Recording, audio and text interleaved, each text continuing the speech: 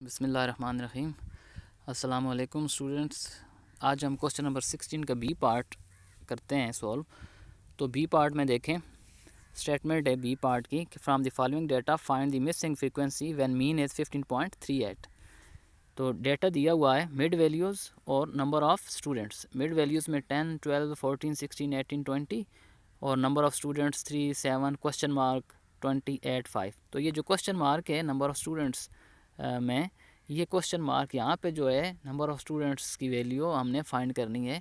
तो मतलब ये है कि ये एक फ्रीक्वेंसी डिस्ट्रीब्यूशन दी हुई है। मिड वैल्यूज़ को हम एक्स कहेंगे, नंबर ऑफ़ स्टूडेंट्स को हम फ्रीक्वेंसी कहेंगे, एफ़ से डिनोट कर लेंगे। और अब एफ़ की वैल्यू हमने फाइंड करनी है। तो मिसिंग फ्रीक्वेंसी ये हम फाइंड करेंगे। तो ये कैसे करनी है आपने ये देख लेते हैं कि मैंने क्वेश्चन सॉल्व किया है स्टूडेंट्स। तो मिसिंग फ्रीक्वेंसी जो है ये हम इस तरीके से फाइंड करते हैं कि ये देख लें आप, x की वैल्यूज़ हम लिखेंगे, 16 का बी पार्ट है। तो x की वैल्यूज़ और साथ ही फ्रीक्वेंसी, मिड वैल्यूज़ जो हैं इसे हम x कहेंगे और नंबर ऑफ़ स्टूडेंट्स इसे हम f कह देंगे।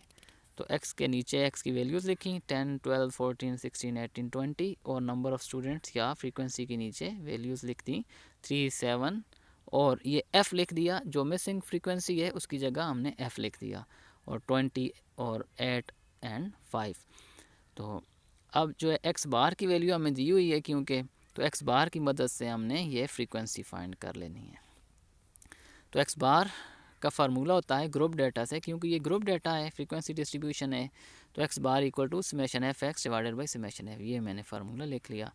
तो अब इस फार्मूले में हमें समेशन एफ एक्स चाहिए, समेशन एफ़ चाहिए। तो ये वैल्यूज़ हम फाइंड करते हैं। तो एफ एक्स पहले फाइंड करते हैं, एफ़ को एक्स के साथ मल्टीप्लाई करते हैं। तो ये वैल्यू इस टेबल में मैंने ये थर्ड कॉलम बनाया है, 10 multiplied by 3 equal to 30, 12 multiplied by 7 84 और 14 मल्टीप्लाइड बाई एफ़। तो हम इसे 14 इंटू एफ़ लिखेंगे। तो 14 एफ़ हम लिख देंगे क्योंकि ये फ्रीक्वेंसी मिसिंग है, यहाँ पे हमने एफ़ लिखा हुआ है। तो 14 एफ़ आ जाएगा यहाँ पे। और 16 multiplied by 20 320, 18 multiplied by 8 144, 20 multiplied by 5 equal to 100। तो अब इस कॉलम का जब सम करेंगे तो समेशन एफ एक्स कहेंगे, summation f x equal to 678 plus 14 f कि जो एफ़ के बगैर जितनी भी वैल्यूज़ हैं ये न्यूमेरिकल वैल्यूज़ वो आपस में ऐड हो जाएंगी, वो 678 आ जाती हैं। और साथ जो है प्लस करके हमने लिख देना है 14 एफ़ प्लस 14 लिख देंगे क्योंकि ये न्यूमेरिकल वैल्यू नहीं है, एफ़ की वैल्यू गिवन नहीं है, इसलिए हम 14 ही लिखेंगे। तो समेशन एफ एक्स 678 प्लस 14 ये आ गया एक्सप्रेशन। और समेशन एफ़ भी फाइंड कर लेते हैं। समेशन एफ़ देखें तो ये जितनी भी न्यूमेरिकल वैल्यूज़ हैं वो आपस में ऐड होकर 43 और ये जो एफ़ है उसे हम प्लस एफ़ लिख देंगे। तो प्लस एफ़ 43 प्लस एफ़, ये समेशन एफ़ का एक्सप्रेशन बन गया हमारे पास। तो अब ये स्टूडेंट्स हम x bar equal to summation f x divided by summation f में ये वैल्यू सारी पुट करते हैं। तो एक्स बार की वैल्यू हमें पता है वो 15.38 ये गिवन है क्वेश्चन में। तो 15.38 equal to summation f x की वैल्यू है 678 plus 14 divided by summation f है 43 प्लस एफ। तो अब ये करते हैं कि हम इसको सिंप्लीफाई करते हैं और सिंप्लीफाई करके हम f की वैल्यू फाइंड कर सकते हैं। तो यहाँ राइट साइड पे जो डिनोमिनेटर है 43 प्लस एफ़, ये लेफ़्ट साइड पे आएगा तो ये मल्टीप्लाई हो जाएगा 43 प्लस एफ़।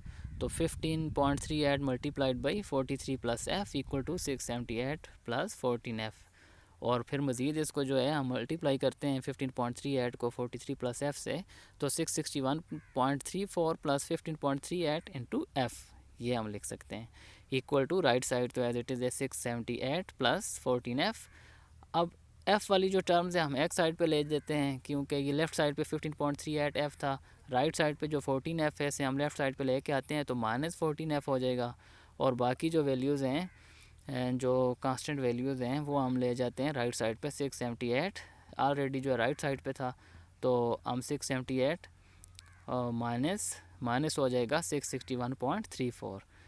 तो अब इसको सिंप्लीफाई करें तो 15.38 एफ़ माइनस 14 ये हमारे पास होता है 1.38 एफ़, ये माइनस किया हमने तो 1.38 into f equal to right side पे आया 16.66। तो एफ़ की वैल्यू अल्टीमेटली आ जाएगी हमारी इस तरीके से कि 16.एफ डिवाइडेड बाई ये जो एफ़ का कोफिशिएंट है 1.38 राइट साइड पे जाके ये डिवाइड हो जाएगा 1.38। तो 16.66 divided by 3 eight equal to 12, ये आंसर आ गया। तो इस तरीके से हमने फ्रीक्वेंसी जो मिसिंग फ्रीक्वेंसी थी एफ़ की वैल्यू फाइंड कर ली, जो कि 12 आती है। तो इस तरीके से आप मिसिंग फ्रीक्वेंसी फाइंड करेंगे। ये क्वेश्चन आप ख़ुद भी अटैम्प्ट करें, और इससे जो नेक्स्ट क्वेश्चन है वो भी आप अटैम्प्ट कर सकते हैं। नेक्स्ट क्वेश्चन में देखें तो उसने ये पूछा है कि show that given frequency distribution is symmetrical. तो सिमेट्रिकल का मतलब ये होता है कि जिस फ्रीक्वेंसी डिस्ट्रीब्यूशन का मीन मीडियन मोड इक्वल हो वो सिमेट्रिकल होती है। तो आप इसका मीन फाइंड करें, मीडियन फाइंड करें, मोड फाइंड करें, आप देखेंगे कि ये सारी वैल्यूज़ इक्वल होंगी। अगर ये इक्वल हैं तो हम कह देंगे कि ये फ्रीक्वेंसी डिस्ट्रीब्यूशन सिमेट्रिकल है। तो ये स्टूडेंट्स आज का लेक्चर था हमारा। इसमें अगर कोई बात आपको समझ ना आई हो तो वो आप मुझसे पूछ लें, और इंशाल्लाह वो मैं आपको बता दूँगा। ओके स्टूडेंट्स, अल्लाह हाफिज़।